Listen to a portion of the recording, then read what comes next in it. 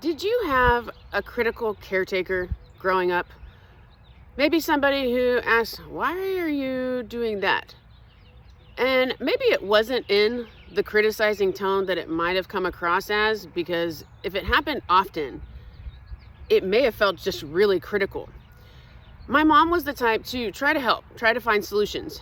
And in doing that, she would ask why, or she would suggest things. And it came across to me, like all the way up into my 30s, really, that I couldn't do anything right. And those 30 years, I criticized myself for everything. Like I was as critical on myself as she was on me. I would hear her voice all the time. Nothing was just good enough. Even when I thought I was doing really well in life, she would be like, "Oh, well, you know, this kind of isn't good for you. Have you thought about that?" She may have not raised me like other people, because I'm not like other people. And neither are you. We are all unique. And the upbringing that we had, it was for a purpose. So if you're a perfectionist and you happen to be raised with a critical eye, maybe you have a partner who's critical or some friends that are critical, and maybe you're the hardest on yourself. I'm going to tell you and share with you what ended up making me not judge myself as much. The number one thing is looking at myself in the mirror and looking at what I do like. What I do like. This is so important. If you focus on the things you don't like, that energy grows. Where our attention goes, energy flows and grows. So 222 on the timer. So if you are focusing on all your negative, more negative is going to grow in your eyes. And it may not be what everybody else thinks. Actually, as perfectionists, if you're anything like me, hear somebody telling us something that's good, and we're like, no. And chances are, a lot of people don't see you the way that you see yourself. So the second thing that helps me is, what if they're right? Ask yourself, when you get a compliment, or think back to all the compliments you've gotten, because I know you've gotten a lot of compliments, or even just good things about yourself. Think about every single good thing that comes to mind, and you might have to sit for a minute, but really ask yourself, when was the last time that somebody said something really nice to me? Now, ask yourself the second most important question. What if they are right? And now think about compliments or good things that people have said about you that have been multiple times. So important. If multiple people have told you something, and you are just one person, 333 on the timer, well, then maybe they're right. And maybe your perspective is a little skewed.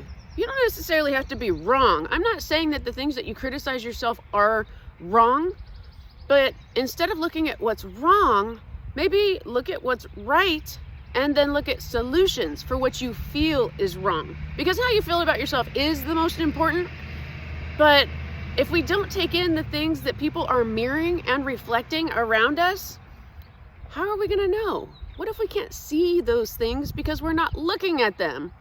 So maybe it's time to look at what's good. And then the last thing that has helped me with my perfectionism, and I'm going to tell you this because I have learned about it and it has really helped me. It helped me walk out of the house, actually, with the part in the back of my head is not straight, and it's still bugging me. It's still bugging me a little bit. It is. I'm not going to lie. And I did my little buns, and they're not perfect, but by the time I actually got them to where they were half decent, even with my hair ties not being the same tone as my shirt, yes, I am a perfectionist still, but I'm just reminding myself, where am I going? What do I have to do today? What are my priorities? Well, I'm going on a walk around my neighborhood. Does anybody really care that the part in the back of my head, you guys, isn't straight? Does anybody care but me?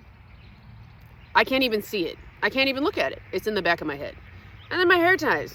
They're not the same green as my shirt, but they're the same color. But I'm going on a walk. Like, who cares, really? So the last thing is, and I'm telling myself this because of this last important thing I'm telling you. What would you tell a friend?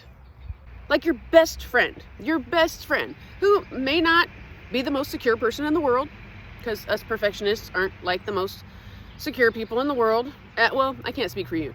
I was very insecure. We'll just put it that way.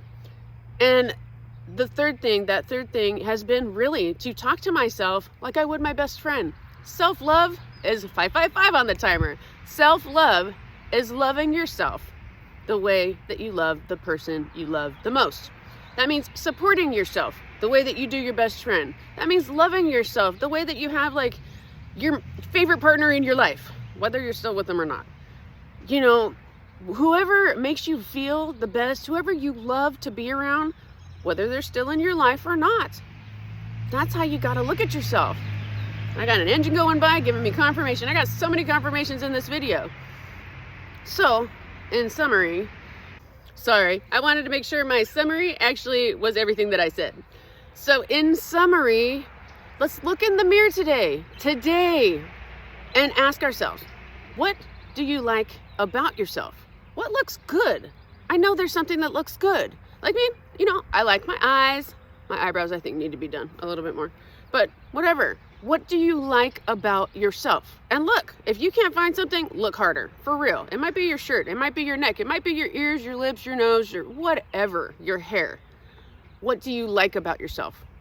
And then, if you have to look at the things that you don't like, because you probably just scanned through them all looking in the mirror, pick one and then find a solution to it. What is one thing I can do about that thing I don't like to make it better? What is just one thing? And then the second thing is listen to the people around you. They are reflecting back to you what you are meant to hear and take in. And consider that if multiple people are telling you something, or even just one person, there's a reason for it. Listen, and then ask yourself, are they right? Truly, 111 on the timer. Truly, ask yourself. And then lastly, the most important thing that has helped me so much is talk to yourself like you would your best friend. What would you tell your best friend who's talking to themselves like you might be talking to yourself? That's what self-love is. And you can do it. You don't have to be a perfectionist all day, every day. There's nothing wrong with wanting to do things well. There's nothing wrong with wanting to look great. But when it comes from a place of insecurity and judging yourself, that's not fun. That's not fun. And you don't have to go there. Like now, I've gotten more natural with my makeup because I've chosen my priorities. And I'd love to learn how to do my makeup, and I like to do it too, but I don't want to be late anymore. I don't want to take so much time on it anymore. I'd rather create content. I'd rather be editing my podcasts. I would rather be doing other things because that makes me feel good inside. So the outside, it's important. And sometimes I can look cute, and sometimes I just don't care anymore because my light from inside, the good things from inside shine so much brighter than my makeup and my hair and my perfect outfit and everything matching all perfect for me. So you have to find what's right for you, but to do that, you have to get below the surface and you have to just look at what's right in you. That is so important. What is right in you? Where your attention goes, your energy flows and grows. If you want more negative in your life, keep focusing on the negative. You're grown. You can do what you want. If you want some more positivity, if you want to find happiness and peace and calmness within, focus on those things. Focus on what's good. A little bit more than what's bad, as much as you can. And it's not going to be all the time. It takes practice. Gosh, it takes practice. But it's worth it. I promise you, it's worth it. All right, I hope you have a good day. Thank you for watching this. If you watched the whole thing, I am so grateful. I am so grateful, truly. And if you think somebody needs to hear this, please pass it on. Please pass it on, because I'm here to resonate. I'm here to remind people they are not alone. 333 on the timer. You are not alone, and neither am I. There are so many people out there that get us. And if you watch this till the end, then I know that I am one of these people. I am one of those people that get you, and you get me. So thank you. I appreciate you. I love you. Have a great day. All right. Bye.